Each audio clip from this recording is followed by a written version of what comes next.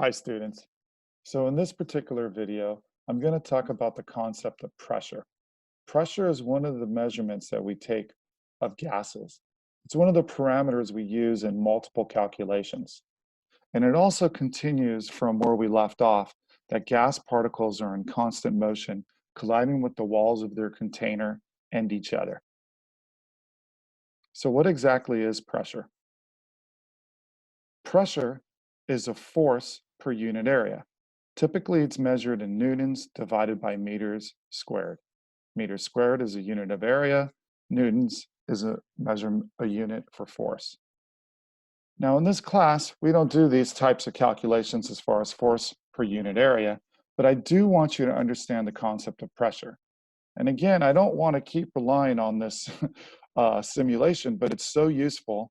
I want to go back to what I showed you before. And again, this PhET simulation from the University of Colorado Boulder, which is free. And again, you guys can click on chemistry. And for this particular one, I'm going to scroll down and I'm going to go to gases intro. And one of the things I want you to notice is in this particular simulation, I want you to look at the number of collisions. I want you to pay attention to the number of collisions and compare it to pressure. So first, what I'll have to do is I'll have to put a gas in this container. And what I notice is as the gas particles collide with the walls of the container, and I can take any unit area. So I could take a small unit area, and we could even do 1 inch by 1 inch, an inch squared. Every time there's a collision, that's exerting a force, and that's how we measure pressure. If I was to look, this is counting in 10 picoseconds, 36 collisions in the wall. Now, what would happen if there were more collisions? Well, let's take a look. I've inserted gas. More gas means more particles. More particles means a greater likelihood that they will collide per unit area. Let's say this upper corner here. I've noticed that the pressure has increased. Why? More collisions per unit area means more force per unit area, which means an increase in pressure. And if I take a look, I see that the number of collisions per period has also increased. So again, you can come and play on this to understand pressure. Right now at 23.4, I have 200 particles. What happens if I keep increasing this? Went to 450. So we can see again, there's an increase in pressure. And you'll also see that there is an increase into the number of collisions. So the simulation is great to understand this concept that I'm trying to explain, that pressure is force per unit area. But I want you to think of it as pressure is proportional to the number of collisions. More collisions of a gas particle, basically more pressure. So gas pressure is a cumulative force of these collisions. So this example here on the top has lower pressure. Why? Fewer gas particles in the same fixed volume, fewer collisions, less pressure. This lower container is the same volume, so we can think of it as the same amount of space for the particles to move in and collide. So it's a higher pressure because there's more particles and more collisions.